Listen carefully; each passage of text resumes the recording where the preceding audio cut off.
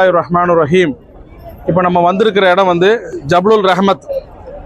ஜபலுல் ரஹமத் நபி ஸல்லல்லாஹு அலைஹி வஸல்லம் அவர்கள் ஹஜ்ஜுடைய கடமையை அல்லாஹ் வந்து கடமையாக்கப்பட்டதுக்கப்புறம் நபி ஸல்லல்லாஹு அலைஹி வஸல்லம் 1.5 லட்சம் சஹாபாக்களோட என்ன செஞ்சாங்க? ஹஜ் செய்ய வந்தாங்க. எத்தனை? 1.5 லட்சம் சஹாபாக்களுடைய ஹஜ் செய்ய வந்தாங்க. ஹஜ் செஞ்சு வந்ததுக்கப்புறம் ஹஜ்ஜுடைய நாள், அரஃபாவுடைய நாள் அன்னைக்கு இந்த அரஃபா இதை ஜபலுல் ரஹமத். ஜபலுல் ரஹமத்துங்கிறது அந்த மலை, சரிங்களா? அது பேர் தான் ஜபலுல் ரஹமத். அந்த மலையில் என்ன செய்கிறாங்க? நபி ஸல்லல்லாஹு அலைஹி வஸல்லம் ஏறி நின்று சஹாபாக்கள் மத்தியில் இறுதி பேருரை ஆட்டுறாங்க. இன்னைக்கும் அந்த அரஃபாவுடைய நாளில் என்ன இது, அந்த இறுதி பேருரை நடந்துட்டு தான் இருக்குது. என்ன பேருரை ஆட்டினாரு? கருப்பர்களை விட வெள்ளையர் சிறந்தவர் இல்லை, நீங்கள் வந்து வெள்ளையர் விட கருப்பர்கள் சிறந்தவர் இல்லை, நீங்கள் சகோதரத்துவத்தை பேணணும், ஒருத்தருக்கு ஒருத்தர் விட்டு கொடுத்து வாழணும், வட்டியை ஒழிக்கணும், எது விபச்சாரம் செய்யக்கூடாது, மருத அருந்தக்கூடாது, இப்படி பல்வேறு விஷயங்களை வந்து என்ன அந்த உரையாற்றுறாரு. உரையாற்றிட்டு என்ன கேட்குறாரு? சஹாபாக்கள் மத்தியிட்ட நான் இந்த மார்க்கத்தை முழுமைப்படுத்திட்டேனான்னு கேட்குறாரு. மார்க்கத்தை முழுமை நான் படுத்திட்டேனான்னு சொல்லி கேட்குறாரு. அப்போ சஹாபாக்கள் எல்லாம் ஆம் யா ரசூலுல்லாஹ்னு சொல்கிறாங்க. அல்லாஹ் நீயே சாட்சி அப்படின்னு சொல்கிறாங்க. அப்போ என்ன சொல்கிறாங்க? அல்லாஹ் நீயே சாட்சி, அடுத்த வருஷம் நான் இருக்க மாட்டேன், அடுத்த வருடம் நான் உயிரோடு இருக்க மாட்டேன். அப்போ இந்த பணியை வந்து செய்யறதுக்கு பொறுப்பு யார் பொறுப்பு? அந்த சஹாபாக்களுடைய பொறுப்பு. அப்போ எந்தெந்த திசையில் இந்த சஹாபாக்கள் நின்றுட்டு இருந்தாங்களோ அந்தந்த திசையை நோக்கி என்ன செஞ்சுட்டாங்க? தாவா பணி செய்யறதுக்காக என்ன பண்ணிட்டாங்க? அந்தந்த திசையில என்ன பண்ணிட்டாங்க? அப்பவே என்ன பண்ணிட்டாங்க? போயிட்டாங்க. சுமார் 850 வருஷத்துக்கு மேலே தான் கேரளா வழியில தான் நமக்கு என்ன இருக்கு, நம்ம இந்தியாவுக்கு வந்து இஸ்லாம் வந்து வந்தது. கேரளா மார்க்கம் இன்னைக்கும் போனால் கேரளாவில் அந்த சஹாபாக்களோட மக்பரை இன்னைக்கு இருக்கும்.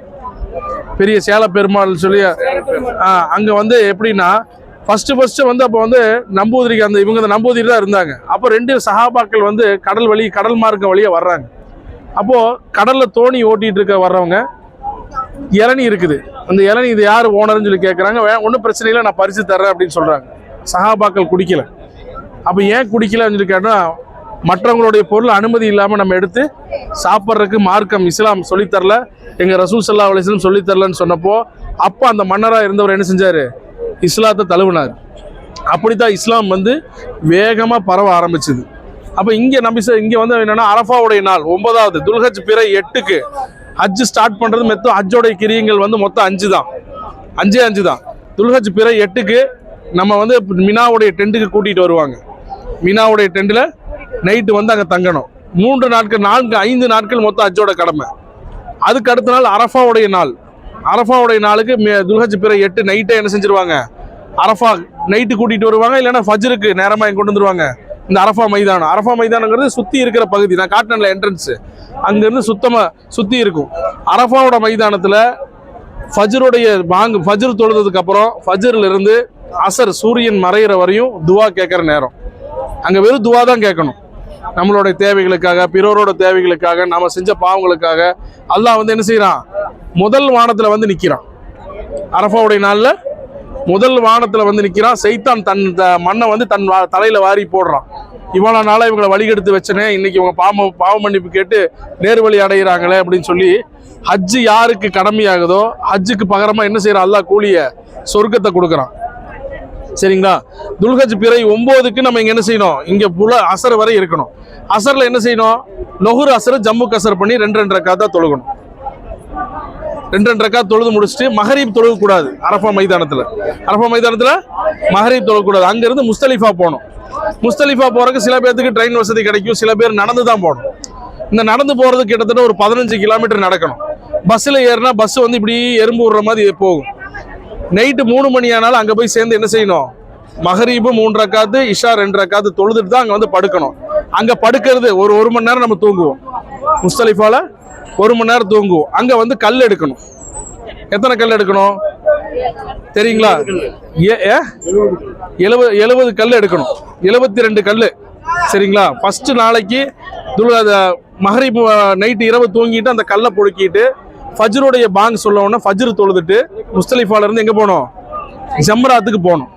ஜம்ராத்துக்கு போகும்போது ஃபர்ஸ்ட்டு சைத்தானு ஜம்ரத்துல் அக்கபா, ஜம்ரத்துல் ஊலா, ஜம்ரத்துல் உஸ்தா அப்படின்னு சொல்லி 3 சைத்தான் இருக்குது.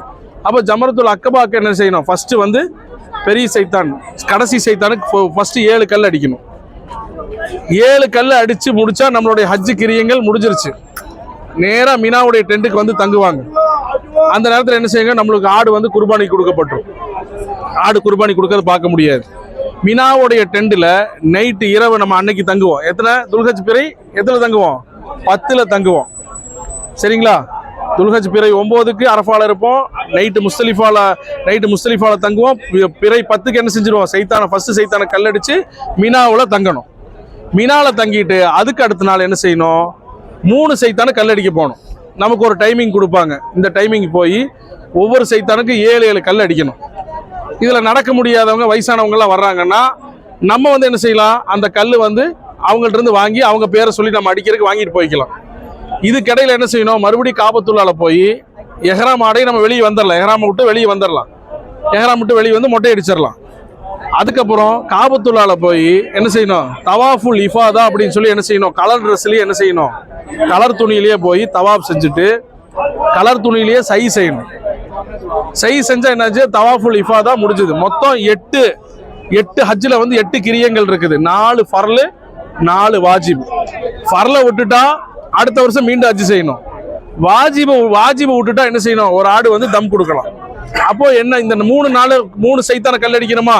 ரெண்டாவது நாள் 3 சைத்தான் கல் அடிச்சாச்சு. அதுக்கப்புறம் மறுபடியும் என்ன செய்யணும்? அதுக்கு அடுத்த நாள் இந்த தவாஃபுல் இஃபாதாவை போய் செய்ய போகணும். செய்ய போயிட்டு நைட்டுக்குள்ளார இரவுக்குள்ளார மகரிபுக்குள்ளார இங்கே வந்துடணும். இரவுல வந்து இங்கே தங்கிடணும். எங்க? மினாவுடைய டெண்டில் தங்கணும். அதுக்கு அடுத்த நாள் ஒரு 3 சைத்தான கல் அடிக்கணும். அதுக்கு அடுத்த நாள் மறுபடியும் 3 சைத்தான கல் அடிச்சா ஹஜ்ஜோடைய கிரியங்கள் முடிஞ்சிருச்சு. ஆக எத்தனை நாள்? மொத்தம் 5 நாள். 5 நாள் தான் இந்த ஹஜ்ஜு. 8, 9, 10, 11, 12 முடிஞ்சது. சில பேர் என்ன செய்வாங்க? ஒரு நாள் எக்ஸ்ட்ரா தங்குவாங்க. நபி ஸல்லல்லாஹு அலைஹி வஸல்லம் வந்து ஒரு நாள் எக்ஸ்ட்ரா தங்கி 6 நாட்கள் தங்கி இருக்கிறாங்க.